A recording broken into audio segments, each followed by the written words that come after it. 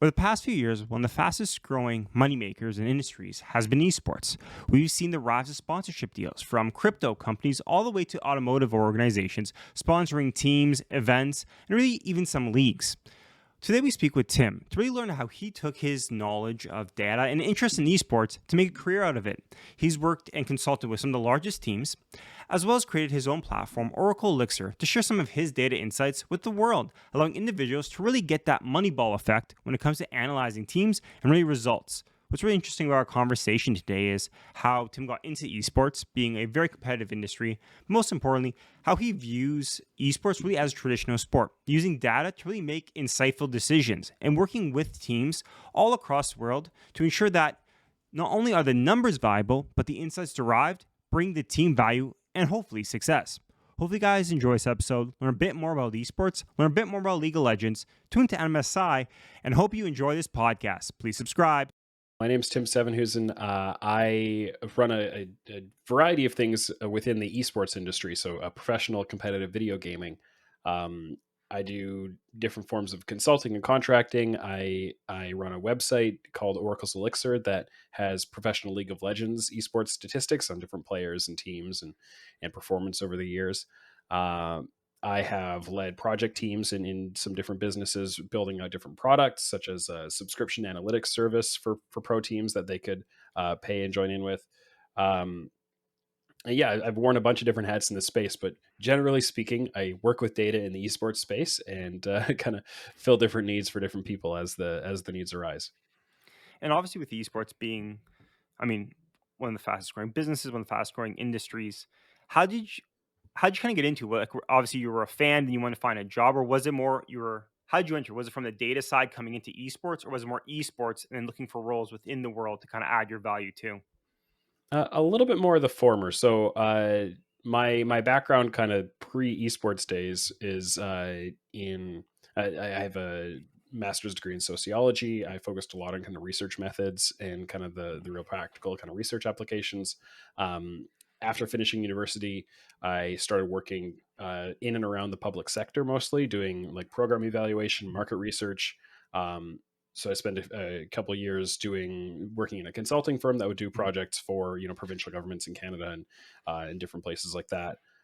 Then I switched sides of the table, was working inside the government, helping to set up programs and evaluate them and make sure we had data to set, make good Mhm. immigration programs or stuff like that. And so throughout that process, being a gamer and very deep in kind of the online space, just from my personal Mhm. interests, I was following along with, as the kind of the rise of esports as it came up through StarCraft and then Mhm. evolving into other games, including League of Legends. Had some friends that played it, got into it from there. Got hooked on watching. I think a lot of people in 2012 there was what was called the Season 2 World Championships for Mhm. League of Legends, and had a really huge event, and it was nicely broadcasted and all that kind of stuff. And I went, aha, here's a new game, because Mhm. StarCraft is really mostly just Korea, and that's not Yeah. really feasible to kind of follow along with very easily. So I kind of hooked into that, and over the next few years, I eventually kind of discovered a way to get some of the data out of those pro matches. Started aggregating them. I said I've made a couple little websites before, threw it up on a website, started doing a little bit of content around that, Mhm. infographics and opinion pieces and things, and it just kind of snowballed from there because there was a real appetite for it. There was a niche that wasn't being filled very much, um, and so that spun into different content creating opportunities, writing for outlets, and kind of being a freelancer, and then eventually getting my first kind of full time job offer to be a project manager in kind of the analytics space, and uh, Mhm. several years of varying things coming after that. And I mean, that's one of the unique things I think with esports compared to maybe traditional sports is that there is possibly a lot more data available. Unless you have a team recording like a college sport or your own game.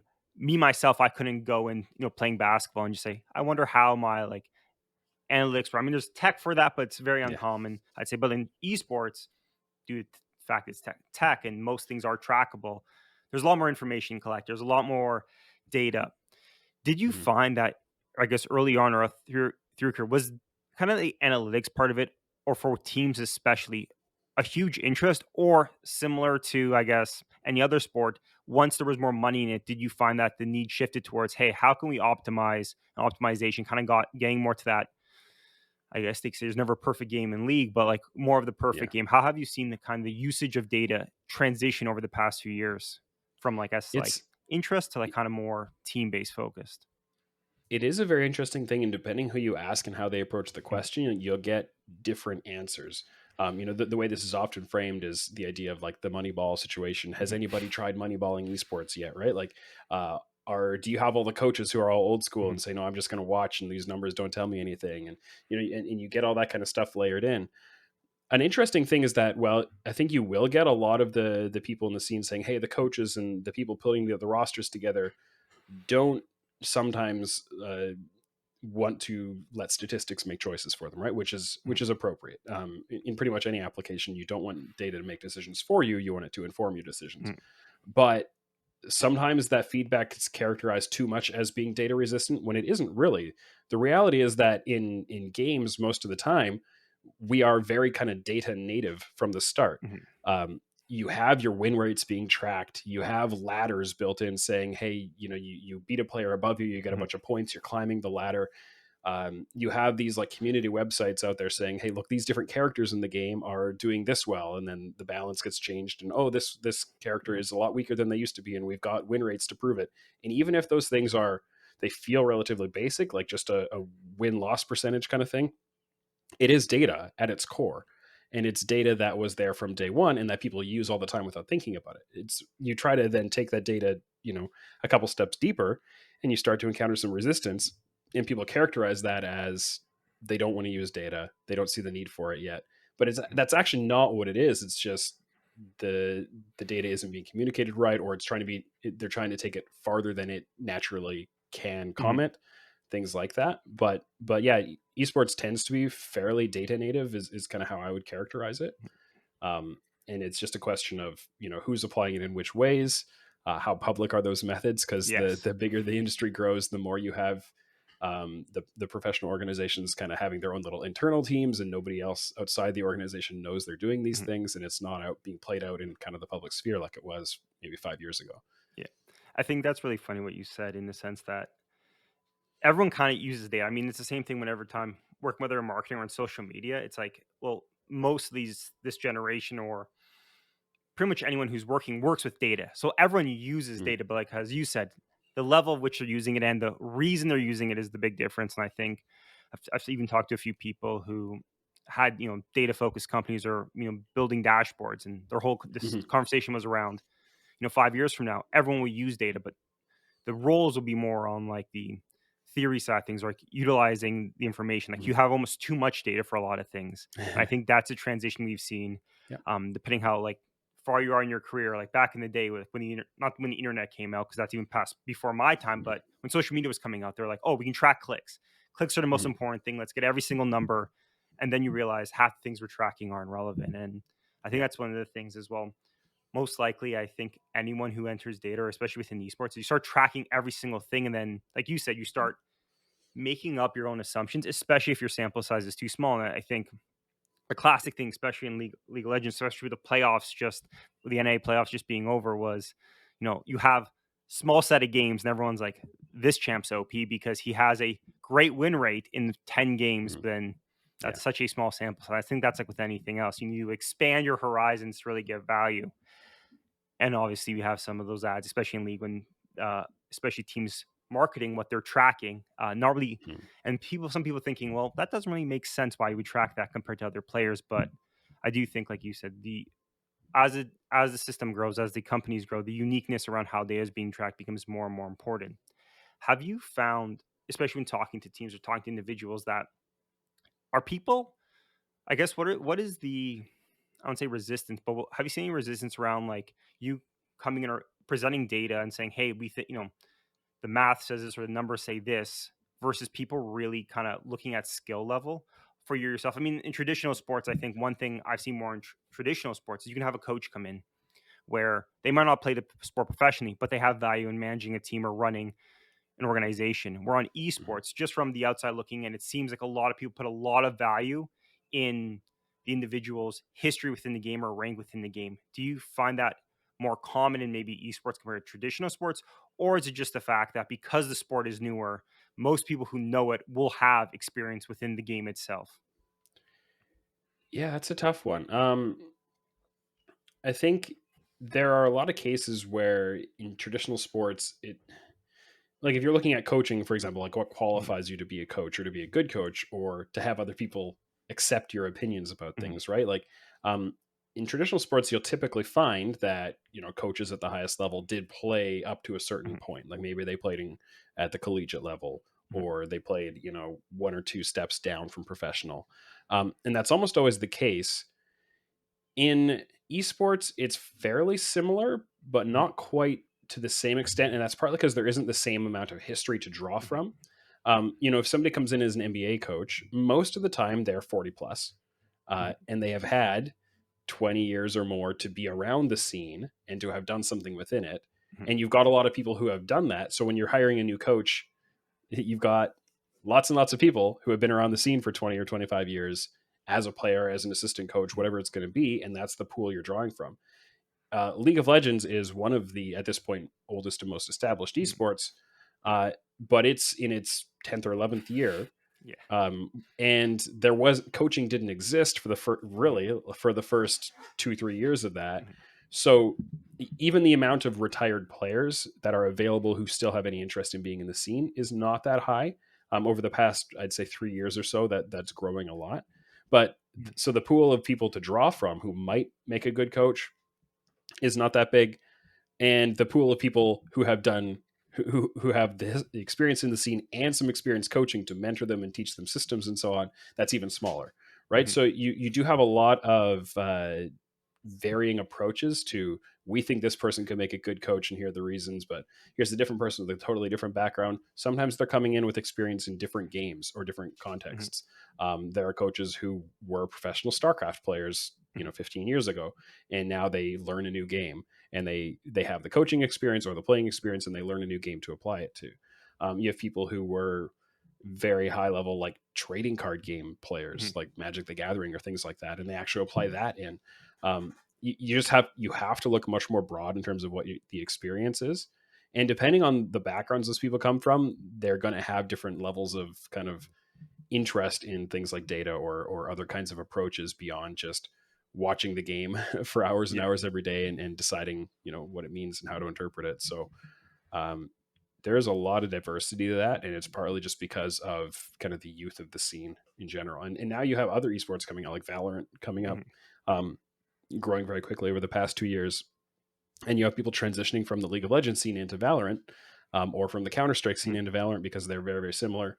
And you have, it starts to build industry momentum even if it's not momentum within a single game. So yeah, it's a very interesting dynamic to kind of watch and to I play think, into as somebody yeah. who kind of wants to serve them in conversations to figure out who is this person, where are they coming from, what experience do they have, Mhm, and what are their previous kind of connections with data or yeah. or with analytics. So I mean, I think it's super interesting scene mostly due to the fact that most, like you said, most people in it are probably on the younger side of things, mhm, especially on the corporate level, you would think. So they sure, are almost all internet natives. They all probably grew up with computers, so data on that sense is more common, and yeah, probably all grew also up through social media, so understanding the virality factor, at least the ability to track almost anything, even things that, mhm, as you know, are completely irrelevant. One thing that always comes up, and I think is super interesting that I've never really heard much about, is that obviously within esports specifically, or there, I guess compared to traditional sports, it's more game specific. mhm, Typically, we actually haven't seen this. League could be the first game to be like the NHL that or NFL that's around 100 years mhm. hypothetically. But is there, like in many sports you'll see like, hey, you have a broad base playing different sports, different games. You did gymnastics, you did track, and now you're a good football player. Have you found, especially as the scene's growing, do you find, especially talking to people, that there is like transferable skills you build out through esports just like in traditional sports?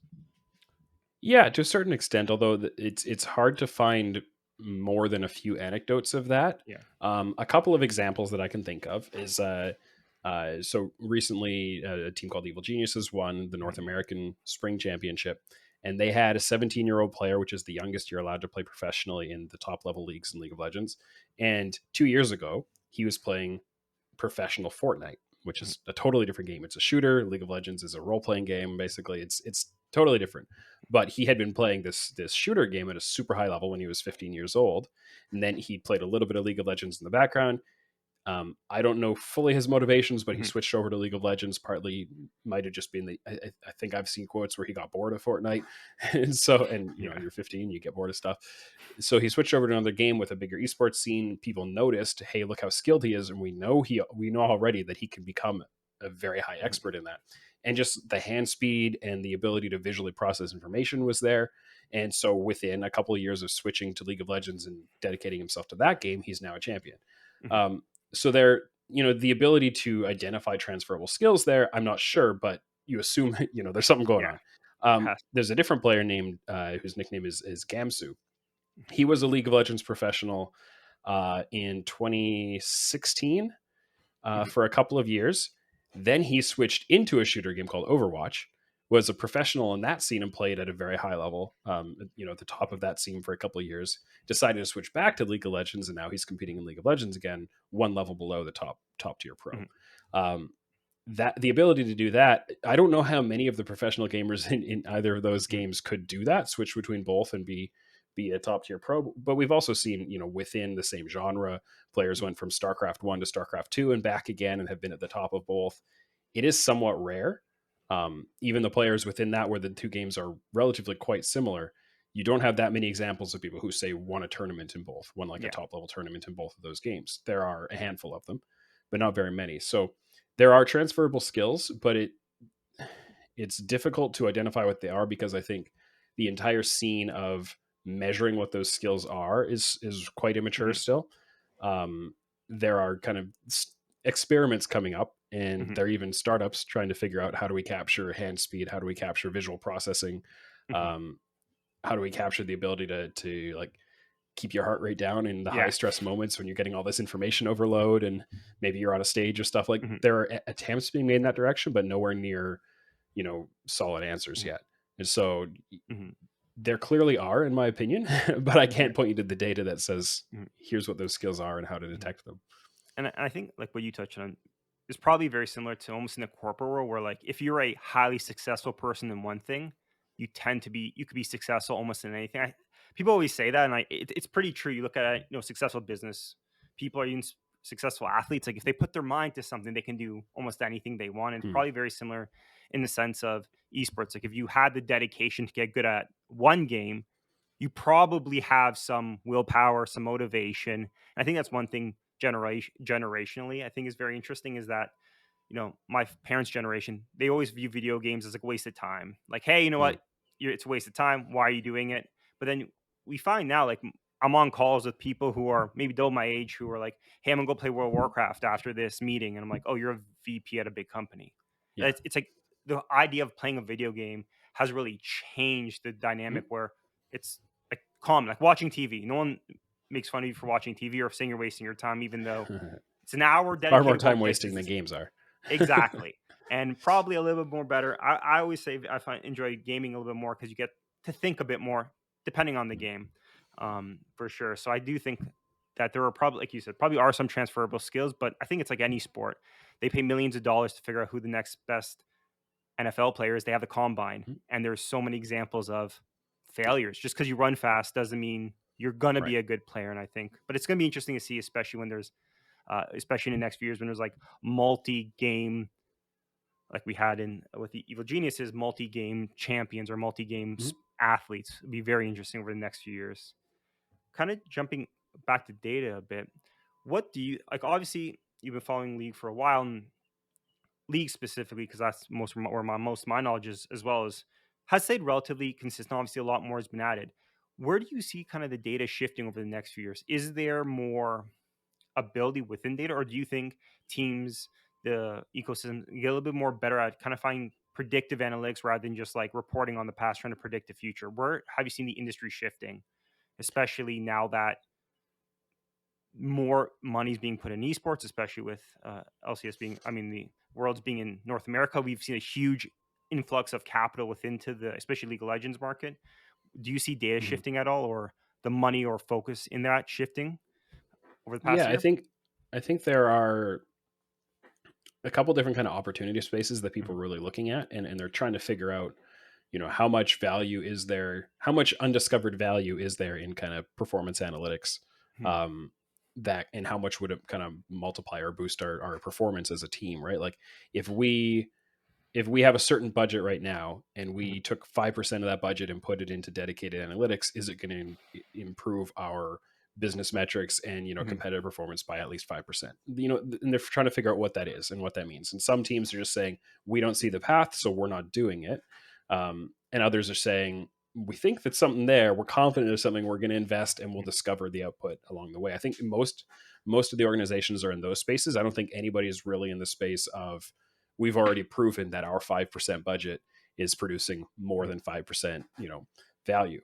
Um, the spaces that people are trying to look in that is on the one level, can we do things like identify upcoming talent, um, certain amount faster or a certain amount more accurately than other organizations do just by watching their gameplay.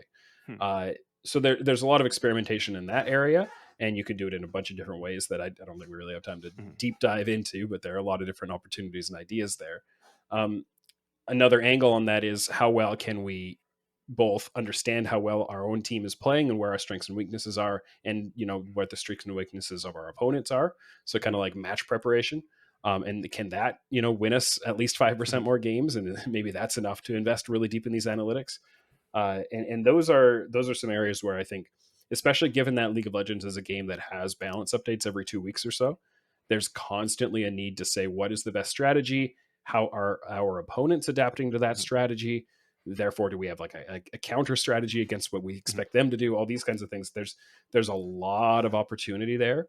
The a really big challenge is to prove that your analytics, were linked Mhm. to your outcome, whether you won or lost, right? Um, but there's a lot of exploration in that space as well. I'd say those are the kind of the two big areas that people are really trying to apply the data right Mhm. now.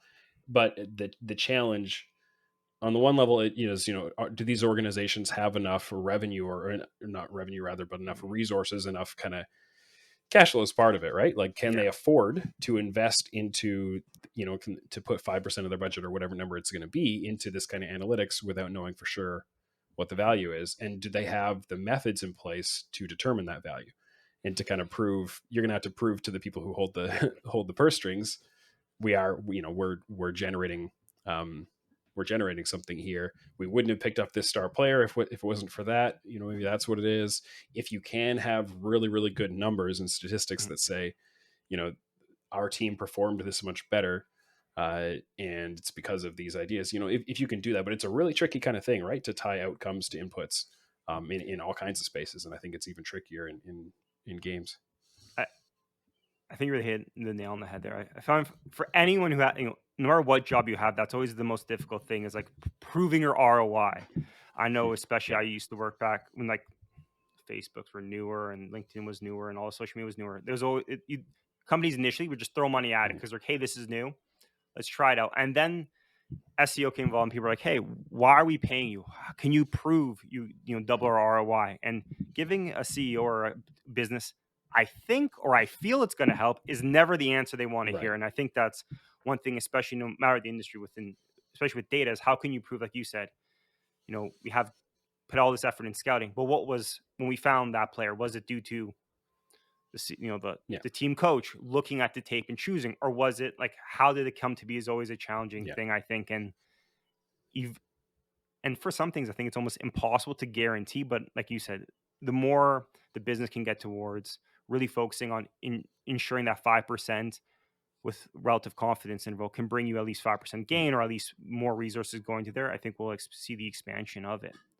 Yeah, and I think there is another area Mhm. that, like, I tend to tie the data conversation into just like software in general. Yeah. I think there are a lot of ways that data can be used, or at least efficient processing of data can be Mhm. used to free up time and space from your human capital. Right, Mhm. when you've got experts on your staff, whether it's your coaches or, your more kind of soft analytical staff who are watching Mhm. all the games and watching the players and scouting. the time that those people bring is super, super valuable. If you can do anything with software, and software is always built on some form of data, even if it's not performance statistics, right? It's data of some type. If you can do stuff with software that says they can do their job 20% more efficiently, that might be all the win you need, right? In kind of a data analytics space, even if it's not what most people would think of as analytics. Uh, if you've got a superstar scout who can watch a player and tell, hey, give me 5 hours watching this player, and I'll be able to tell you whether they're worth signing or not. If they can watch two extra players that they couldn't have watched before, in a week, that's huge. And that might be better than any, you know, table of statistics saying we think this player is a +5 over that player. Like, well, maybe that's, there's more value in the software side. So tying all of that together is something that's another area, and potentially that's one that's a little more measurable as well. I think that's anything for any business where saving time is always time. Like they always say this, like no matter how much money you have, you still have the same amount of time in the day. But like you said, if you can save time, time's a resource, and anything Mhm. you can do to save time has a direct financial outcome. Typically, you're paying someone by hour, at least if they're on a Yeah, salary, 40 hours a week. So I think, like you said, looking at how to apply data in other ways than the obvious, like, oh, their DPS is a little bit higher, so they're a better yeah, ADC. Like anything everything's data at the end of the day, and everything can be used to really, yeah. at the end of the day, generate more revenue. Now, you've obviously we talked a little bit more about League here, but you've been working in this now for quite some time. What made you so interested in League of Legends? Or at least stay consistent within staying up to date, even the content you create is pretty League centric. Like what, I guess to this day, I mean, has drawn you to League maybe more than some other esports that are up and coming or newer? Although League is still probably the biggest one, but kind of what kept you with League or so interested in the Sure. League itself? I think the fact that I started out as a player of the game is Mhm, obviously a huge factor in it, right? It's a game that I felt I could engage with and understand, and that I just became embedded into. And there are other games that I enjoy and that I'm interested in, but um, never played to quite the same extent, or also on the other side don't have the same structure or like mhm, infrastructure around them. So one thing that Riot Games, who made League of mhm, Legends, has done is they've really invested in creating a global esport that is very stable and long term. They have a league structure and a tournament structure, and even the way they distribute kind of the financial incentives. It's all built mhm, around we want this to last as long as possible. There are mhm, other games who have been on a similar scale to League for various kind of lengths of time. Um, and they tend to have a lot of the time, say, larger financial rewards for a smaller group of mhm, players, or different things like that, or just not as much kind of cohesiveness of vision around where this mhm, product, this set of leagues and tournaments is heading. And I think, Riot Games has made plenty of missteps. mhm, You look at any traditional sport, North American, otherwise, they all make missteps, right? But they've done a lot of what they've done very well is create stability, mhm, create an opportunity where you can have lots and lots of teams and lots of players who are making a living at this, whether or not they're making $1 million or a bare mhm, living. There's stability in the scene. There are players who you can build long-term storylines around and keep the fans engaged, and all of that. I think it makes it a lot easier to invest, as whether mhm, you're doing it as a content creator, whether you're doing it as a consultant or some kind of contracting, whether you're doing it as a startup. If you don't know for sure that this game's esports scene is going to last more than 2 years, it's very, very difficult to convince investors to put money into your startup to try to build a product that mhm, targets that scene, right? And so Riot Games has done a great job of not only creating the stability, but selling the vision of that stability. mhm, And now they're carrying that forward into Valorant. And you can mhm, see definitely some of the competing products, some of the competing esports that have really struggled to create that same kind of momentum, that same mhm. kind of long-term vision and stability. And there's a little bit of luck to that. You have to capture, Yeah. the game itself has to capture kind of the hearts and minds of the players, and be global enough that you actually have the fan base and the player base and all that kind of stuff. Mhm. But that really is a lot of it for me. Is that there's always been a clear enough vision to me of the time and effort I put into Yeah. this. There's somewhere it's going, and it's not just going to all kind of fizzle out over the next 12 months because of a series of unlucky events or something. Would you connect? That's the same. That's I love that answer because that's one reason that I found League so exciting was that from my point of view, coming I guess from the business side or always enjoying video games, was they really approach their esports as a business. They push through franchising. They realized, hey, sponsors. want a consistent VCs. Mhm. If they're giving you money, they want you to be in relegation next year, and they're like, well, now our viewership dropped by going from Yeah. 100,000 to 10,000. So I think Yeah. all those steps, like you said, it gives a vision to make it more like a business. Investors can come in, and once more money's in, kind of can grow the scene from there. And like the way they monetize and build stories around players, I compare it to a lot of kind of interesting similar time frame was like the UFC Mhm.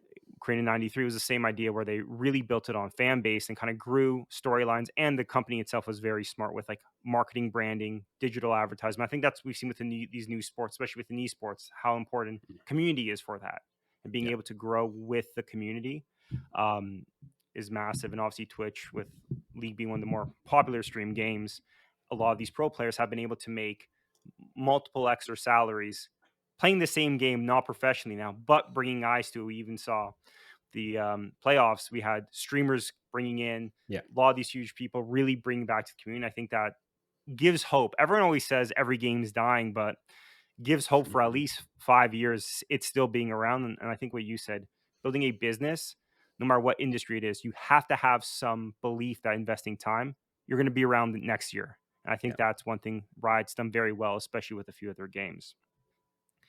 So scene's growing. Obviously data has become more available. You've been able to work with more teams. Where do you kind of see your future? Do you like future for yourself? Do you think really, obviously staying in esports and kind of sticking with league or expanding to new games? Kind of how do you view? Obviously, the past few years have probably been pretty wild for you, but how do you see the future going? Do you think there's some new opportunities within kind of your knowledge and expertise within different games, different sports, or do you think really that? Yeah, I guess that's just really pretty an open-ended question. Where do you kind of see your future going? Yeah. I think there's right now the esports industry as a whole Mhm. is doing a bit of soul searching. I think over the past 5 years, the industry just exploded so fast, and all kinds of venture capital money flooded in, and massive deals for this and that. That oh, there were a lot of cases where there was overpromising, Mm, um, and certain leagues that were founded and said, "Hey, give us 2 years and we're going to be just as big as that other league. So here's what we're worth and the amount of money you mhm. should put in." And they they didn't have a clear path to that, and that Yeah. kind of failed and lost investors some money. Um, there's a little bit of a correction in some spaces happening.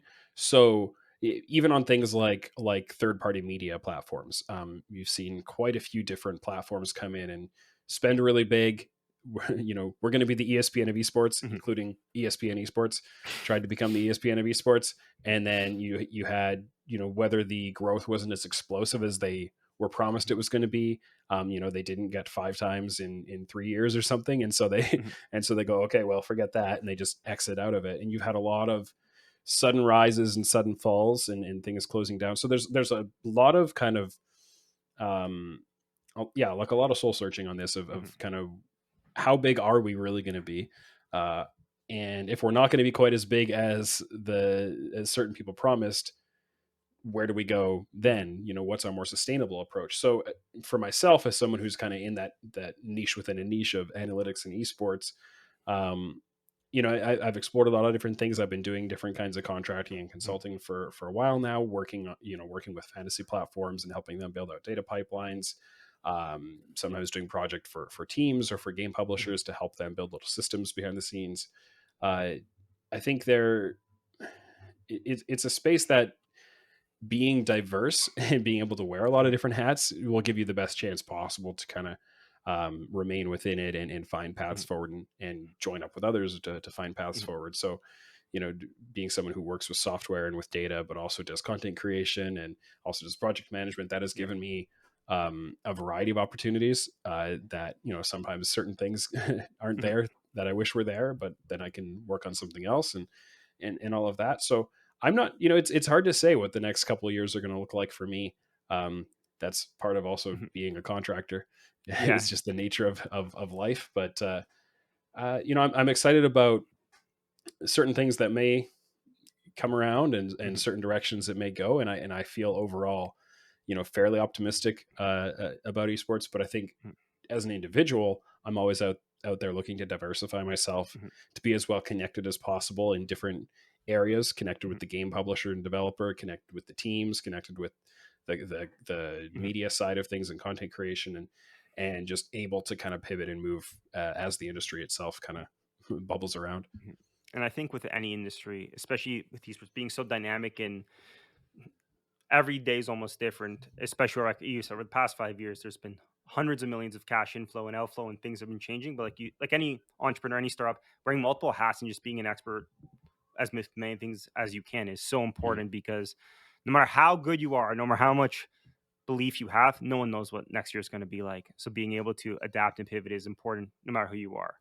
Mhm. I guess as you're wrapping up here, one last question, I guess, is always a fun question to ask is, was there something when you were entering esports that you found really surprising or shocking that outside looking in you had no idea about, that once you were inside the industry, like inside baseball, that you were like, oh, this is either Hmm. way more sophisticated, complex, or oh, this is a lot more simpler than you thought? Anything that comes to mind?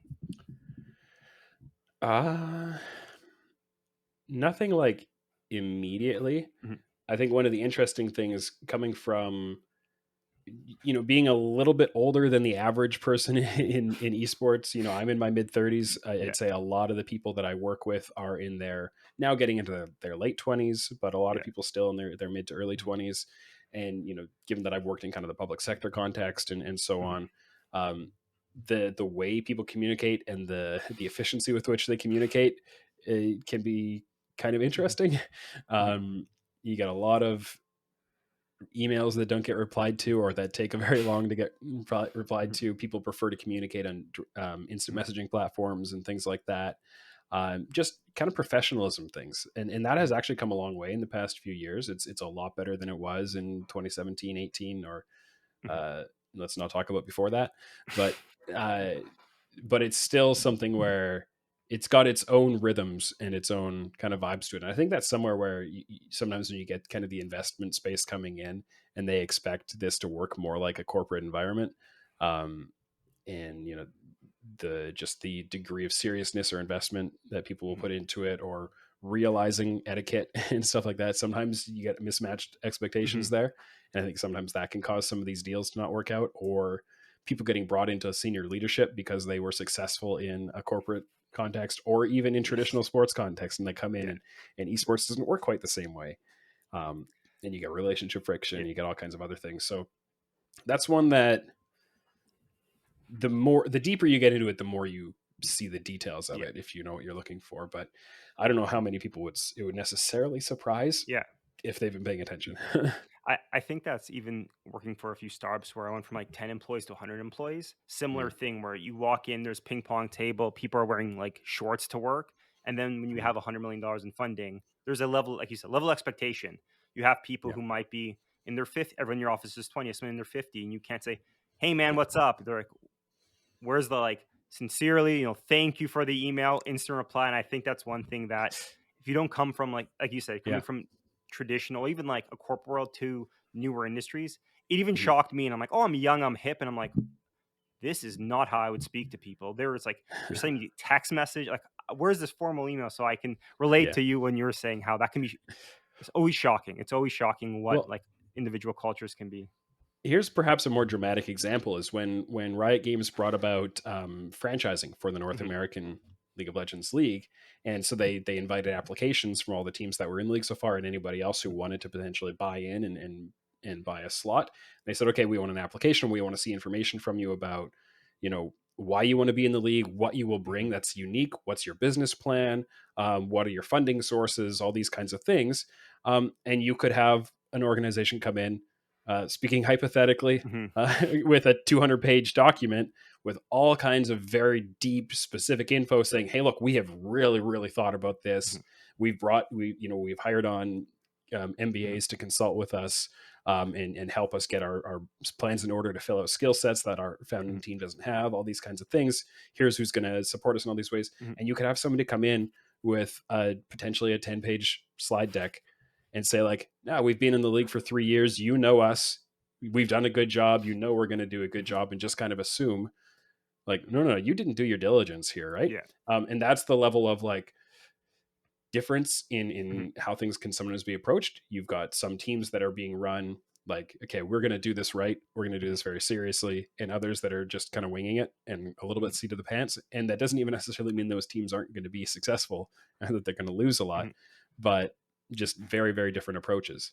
And if you did come into that application process with a 10-page slide deck, you probably didn't succeed and maybe wondered why afterwards. So I had a very similar experience when I was working on for more of the startup side, like pitching or like VC level, where you have, especially new industries, where at one time, if you had an idea, you got $1 million, like instant, because like it's probably similar to esports when it was starting out.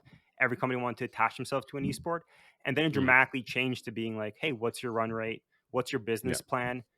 Who's gonna run the business? And then people being like, oh, well, we didn't need that last year. Now we're giving you $100 million check. There are some levels to this. So yeah, I've had similar experiences where I've seen applications and being like, you're asking for $1 million here, and you don't know who your team's going to be or what the equity is. So like you said, luckily you've had some experience with obviously in the corporate world before, and especially government, everything being documented. There's levels to this, but for sure. But yeah, if kind of people want to follow along with your story, obviously your content, what's the best place to get involved, kind of find you and the content you put out?